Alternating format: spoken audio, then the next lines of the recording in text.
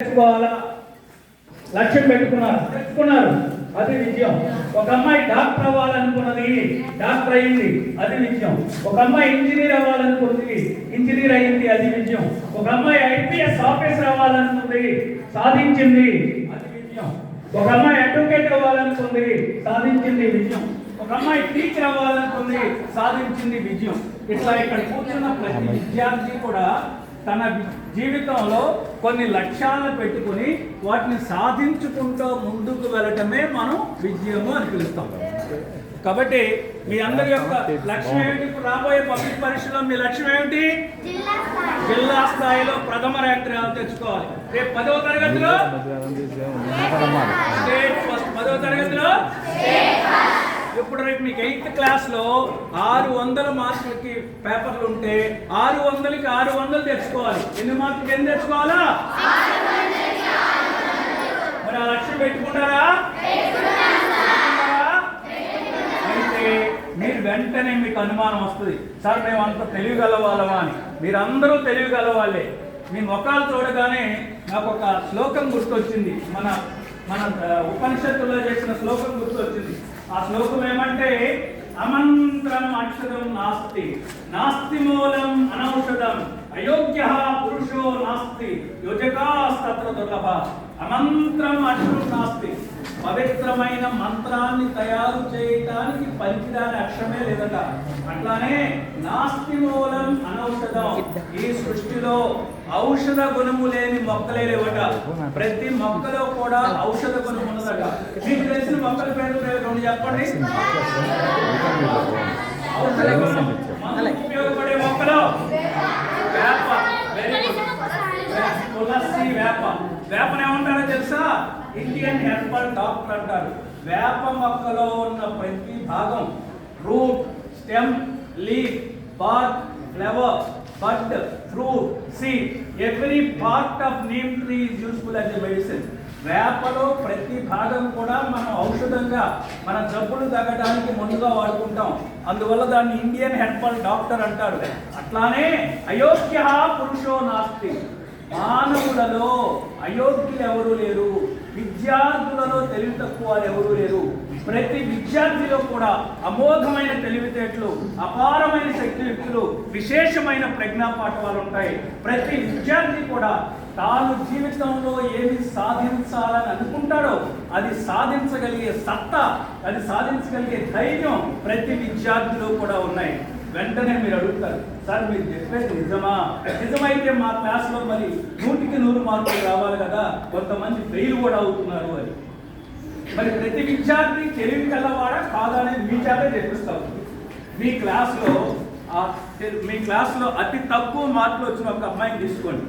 ఆ అమ్మాయికి 500 రూపాయలు ఇచ్చి, నీకు ఇష్టమైన హీరోయిన్ నటించిన సినిమాకి వెళ్ళమ్మా అనండి. Let her enjoy the movie. Next day ఏం అడగండి. 2 నెలల తర్వాత అప్పుడు నువ్వు సినిమా చూసావు కదా, దాని స్టోరీ చెప్పమనండి. టైటిల్స్ దగ్గర నుండి శుభం వరకు ఒక్క డైలాగ్ తప్పకుండా మిస్ అవ్వకుండా, ఒక్క సంఘటన మిస్ అవ్వకుండా 2.5 గంటల సినిమా తన సొంత వ్యాఖ్యానాలతో 3 గంటలు చెప్తుందా చెప్పదా?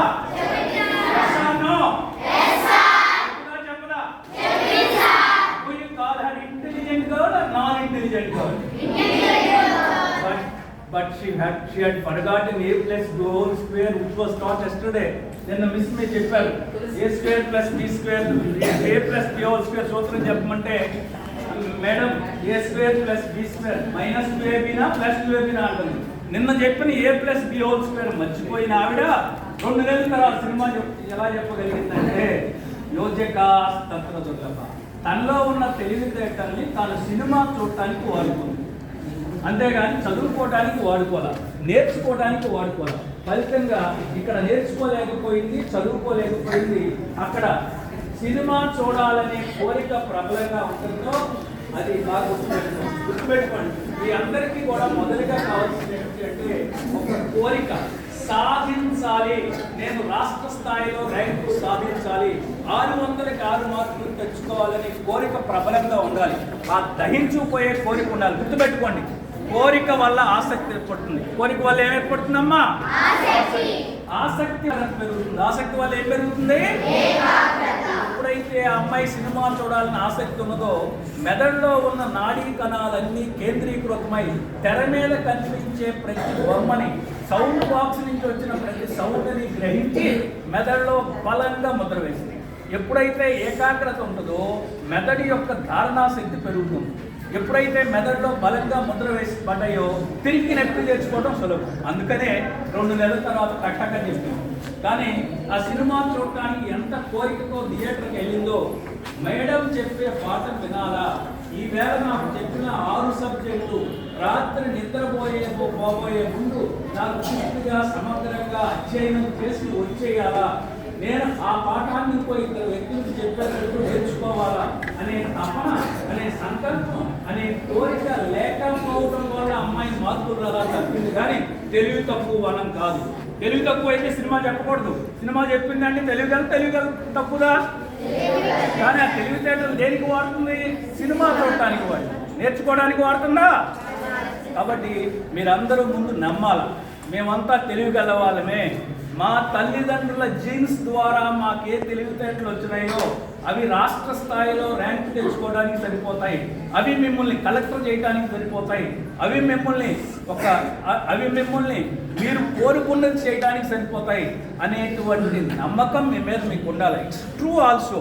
కాబట్టి ఇప్పుడు మీరు అందరూ, do you believe that you are all intelligent? Do you believe that you are all intelligent?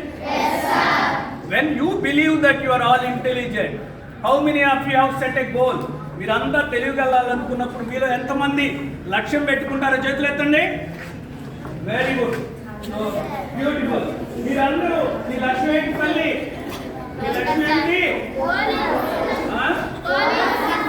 is your goal?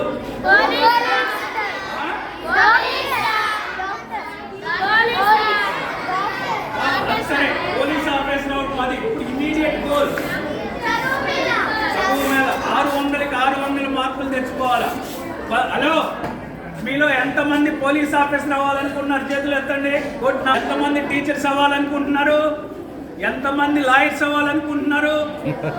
ఎంతమంది కలెక్టర్లు అవ్వాలనుకుంటున్నారు? Very good, very good. Okay, my young children, may I draw your attention please? Hello, మరి